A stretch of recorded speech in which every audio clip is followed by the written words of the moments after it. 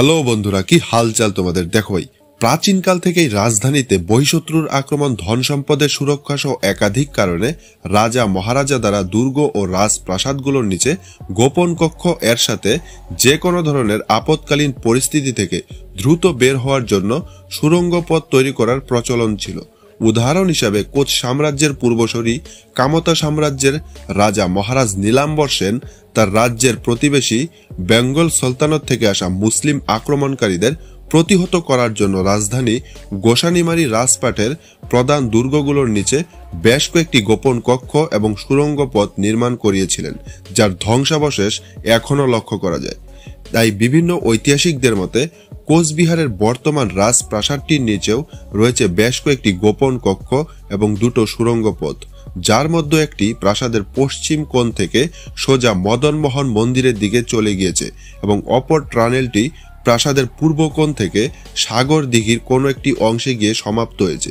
যাই হোক বন্ধুরা, এই বিষয়ে আলোচনা করার আগে আমাদেরকে এই রাজপ্রাসাদের বিষয়ে বিস্তারিত জানতে হবে।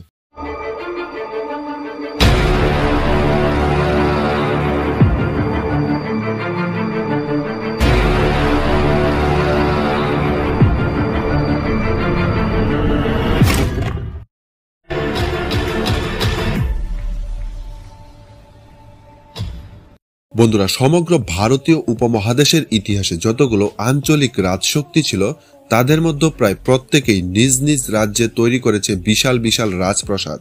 এমনকি ব্রিটিশ শাসনকালে ইংরেজরাও সমগ্র দক্ষিণ বঙ্গ জুড়ে একের পর এক ঐতিহাসিক স্থাপনা নির্মাণে ব্যস্ত ছিল। এমন অবস্থায় আমাদের উত্তরবঙ্গের কোচ রাজারা কেনই বা পিছিয়ে থাকবে? তাই ভারতবর্ষের অন্যান্য রাজপ্রাসাদগুলোকে টক্কর দিয়ে আমাদের পাহাড় জঙ্গলে ঘেরা উত্তরবঙ্গেও নির্মাণ করা হয়েছিল বিশাল এক রাজপ্রাসাদ।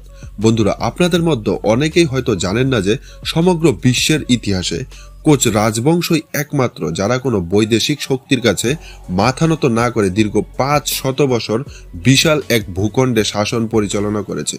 কোচ মহারাজ নরনারায়ণের সময়কালে পূর্ব দিকে নোয়াদিহাং নদী, পশ্চিমে মেচি নদী, উত্তরে হিমালয় পর্বত এবং সুদূর দক্ষিণে বঙ্গোপসাগর পর্যন্ত বিশাল ভূভাগ ছিল কোচ ডাইনাস্টির অংশ। বর্তমানে এই রাজপ্রাসাদটিতে নেই কোনো রাজা, না আছে কোনো রাজতন্ত্র, কিন্তু শতাব্দী প্রাচীন এই রাজপ্রাসাদটি মহান কোচ সাম্রাজ্যের গৌরবোজ্জ্বল ইতিহাসের সাক্ষী এখনো বহন করে চলছে। বন্ধুরা, কোচ রাজবংশ দ্বারা এই অঞ্চল দীর্ঘ 500 বছর শাসিত হলেও এই রাজবাড়ির বয়স মাত্র 138 বছর। এখন অনেকের মনেই প্রশ্ন আসবে, তাহলে আগের রাজারা কি রাজপ্রাসাদে থাকতো না? এর উত্তর হচ্ছে, কোচ রাজবংশের প্রতিষ্ঠাতা মহারাজ বিশ্বসিংহের সময়কাল থেকে কোচবিহারের 18তম মহারাজ নৃপেন্দ্র নারায়ণের শাসনকাল পর্যন্ত কোচ সাম্রাজ্যের রাজধানী বেশ কয়েকবার স্থানান্তর করা হয়েছিল। কোচ সাম্রাজ্যের প্রথম রাজধানী ছিল বর্তমান আসামের গোয়ালপাড়া জেলার চিকনা পাহাড় সংলগ্ন চিকন গ্রামে। এরপর মহারাজ বিশ্বসিংহ তার মাতা হীরাদেবীর আদেশে রাজধানী চিকনা পাহাড় থেকে সরিয়ে হিঙ্গুলা বাসে নিয়ে আসে, যেটির বর্তমান অবস্থান শামুকতলা বাজার থেকে 3 কিলোমিটার উত্তরে হাতিপোতা রোডে ধারসি নদীর তীরে। কিন্তু পূর্বের রাজপ্রাসাদগুলো ইট পাথরের বদলে খড়, মাটি এবং বাঁশ দিয়ে নির্মাণ করা হতো, যে কারণে এগুলোর ধ্বংসাবশেষও খুঁজে পাওয়া দুষ্কর। অথচ কোচ সাম্রাজ্য থেকেও প্রাচীন কামতাপুর সাম্রাজ্যের রাজধানী গোসানিমারি রাজপাটের ধ্বংসাবশেষ এখনো লক্ষ্য করা যায়। বন্ধুরা, এই কাহিনীর শুরুয়াত হয়েছিল 1862 এডিতে, যখন কোচবিহারের 17তম মহারাজ নরেন্দ্র নারায়ণ মাত্র 10 মাসের শিশু সন্তান নৃপেন্দ্র নারায়ণকে রেখে অকালেই পরলোক গমন করেন। এমন অবস্থায় কোচ রাজবংশের রীতি অনুযায়ী মাত্র 10 মাস বয়সেই রাজকুমার নৃপেন্দ্র নারায়ণের রাজ্যাভিষেক হয়। কিন্তু মহারাজ শিশু অবস্থায় থাকার কারণে প্রশাসন ব্রিটিশ গভর্নর জেনারেল নিযুক্ত করে কমিশনারের কাছে হস্তান্তর করেন। মহারাজ নৃপেন্দ্র নারায়ণ বেনারসে ওয়ার্কস ইনস্টিটিউটে অধ্যয়ন করেন। এরপর পাটনা ও বাকিপুর কলেজে পড়াশোনা শেষ করে তিনি কলকাতার প্রেসিডেন্সি কলেজে আইন নিয়ে অধ্যয়ন করেন।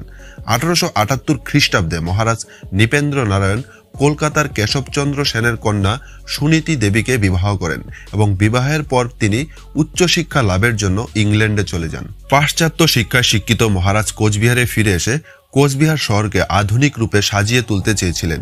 তিনি কোচবিহারের প্রজাদের কল্যাণার্থে স্কুল কলেজ থেকে শুরু করে একাধিক জনকল্যাণকারী অবকাঠামো নির্মাণ করিয়েছিলেন, যে কারণে মহারাজ নৃপেন্দ্র নারায়ণকে আধুনিক কোচবিহারের জনক বলা হয়। সবশেষে মহারাজ একটি আধুনিক রাজপ্রাসাদের প্রয়োজনীয়তা অনুভব করেন। পূর্বের প্রাসাদগুলো বাঁশ, খড় ও মাটি দিয়ে নির্মাণ করা হতো, ফলে প্রতি বছর ঝড় বৃষ্টি ও বন্যার কারণে প্রাসাদগুলো ব্যাপক ক্ষতির সম্মুখীন হতো। এছাড়া সেই সময় ভারতবর্ষের নামকরা দেশীয় রাজ্যগুলোর প্রায় প্রত্যেকটিতেই রাজপ্রাসাদ ছিল, আর রাজপ্রাসাদগুলো সেই সময় কোনো একটি রাজবংশের প্রতিপত্তি, প্রভাব এবং আভিজাত্যের স্ট্যাটাস গ্রহণ করে চলত। আর এক্ষেত্রে 500 বছরের প্রাচীন কোচ রাজবংশ কিভাবে পিছিয়ে থাকতে পারে? তাই মহারাজ কোচবিহারে বিশাল এক দৃষ্টিনন্দন রাজপ্রাসাদ নির্মাণের সিদ্ধান্ত নিয়েছিলেন। মহারাজ নৃপেন্দ্র নারায়ণ তার শাসনকালে বেশ কয়েকবার ব্যক্তিগত এবং প্রশাসনিক কারণে বিদেশে গিয়েছিলেন। এর মধ্যে তিনি কয়েকবার রোমের ভ্যাটিকান সিটি এবং লন্ডনের বাকিংহাম প্যালেসে ভিজিট করেছিলেন।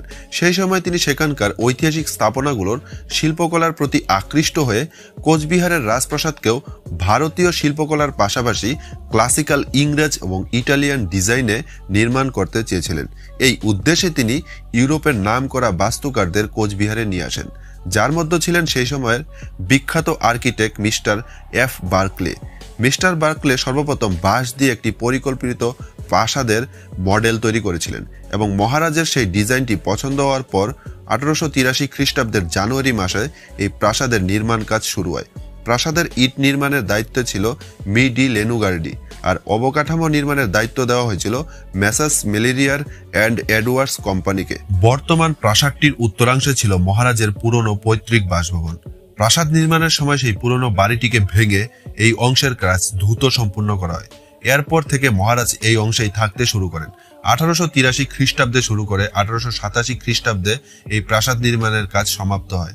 প্রায় 51,300 বর্গফুটের এই বিশাল প্রাসাদ নির্মাণ করতে ব্যয় হয়েছিল 8,77,203 টাকা, যা বর্তমানে প্রায় 85 কোটি ভারতীয় মুদ্রার সমতুল্য। বন্ধুরা, আপনাদের মধ্যে অনেকেই হয়তো জানেন না যে প্রাসাদটি বর্তমানে 2 তলা বিশিষ্ট দেখালেও কোনো এক সময় এটি ত্রিতল ছিল। আসলে 1897 খ্রিস্টাব্দে 12 জুন বেলা 1:30 সম্পূর্ণ উত্তর পূর্ব ভারত সহ প্রতিবেশী নেপাল, ভুটান ও মায়ানমার 8.2 ম্যাগনিটিউডের শক্তিশালী ভূমিকম্পে কেঁপে উঠেছিল। এটির কেন্দ্রস্থল ছিল আসামের গোয়ালপাড়া জেলা এবং এই ভূমিকম্প এতটাই শক্তিশালী ছিল যে 600 মানুষের প্রাণহানির পাশাপাশি কয়েক হাজার ইট পাথরের বাড়ি ধ্বংস হয়ে যায়, আর এর প্রভাবেই কোচবিহার রাজবাড়ির উপরের অংশটিও ভেঙে পড়ে। পরবর্তীতে মহারাজ নৃপেন্দ্র নারায়ণ উপরের অংশটিকে বাদ দিয়েই প্রাসাদটিকে আবার মেরামত করিয়েছিলেন। বিশালাকার রাজপ্রাসাদটির উত্তর দক্ষিণে দৈর্ঘ্য 393 ফুট 7 ইঞ্চি এবং পূর্ব পশ্চিমে এর দৈর্ঘ্য 296 ফুট 2 ইঞ্চি। মাটি থেকে প্রাসাদটির উচ্চতা 124 ফুট। প্রাসাদের মাঝখানে রয়েছে 7,000 বর্গফুটের বিশাল উঠোন। এছাড়া রয়েছে 50-এরও বেশি কক্ষ। একতলাতে রয়েছে বিখ্যাত সেই দরবার হল, যেখানে বসে কোচ রাজারা একসময় দেশ শাসন করতেন। এছাড়া একতলাতে রয়েছে 24টি শয়নকক্ষ, 5টি স্নানাগার, দ্বিতলে রয়েছে 15টি শয়নকক্ষ, 3টি বৈঠকখানা, একটি বিলিয়ার্ড কক্ষ, 4টি তোষাখানা ও 11টি স্নানাগার। প্রাসাদের 5 কোণে রয়েছে 5টি সিঁড়ি। সেই সময় রাজ পরিবারের কোনো অতিথি আসলে এক তালাতেই থাকতো, আর রাজ পরিবারের লোকেরা থাকতেন দ্বিতলে। 1949 সালে কোচবিহার ভারতীয় ইউনিয়নে যুক্ত হলে 1954 সালে প্রধানমন্ত্রী জওহরলাল নেহেরু ও পশ্চিমবঙ্গের মুখ্যমন্ত্রী ডক্টর বিধানচন্দ্র রায় এই রাজপ্রাসাদে এসে অবস্থান করেছিলেন। বন্ধুরা, সর্বশেষে 1982 সালের 20 March archaeological survey of India এটিকে অধিগ্রহণ করার পর রাজপ্রাসাদটি জাতীয় সৌধ হিসাবে ঘোষিত হয়েছে। পরবর্তী সময়ে 4টি কক্ষ সংস্কার করে 1998 সালে এটিতে মিউজিয়ামের উদ্বোধন করা হয়। যাই হোক বন্ধুরা, এটি ছিল এই ভিডিওর প্রথম পর্ব। দ্বিতীয় পর্বে আমরা আলোচনা করব সত্যিই কি এই রাজবাড়ির নিচে কোনো গোপন কক্ষ এবং সুড়ঙ্গ পথ রয়েছে। এছাড়া আরো অনেক অজানা তথ্য। তাই নতুন হয়ে থাকলে আমাদের এই চ্যানেলটিকে সাবস্ক্রাইব করতে একদমই ভুলবেন না। দেখা হবে নেক্সট ভিডিওতে। ততক্ষণ পর্যন্ত বাই বাই বন্ধুরা। জয় হিন্দ, জয় ভারত।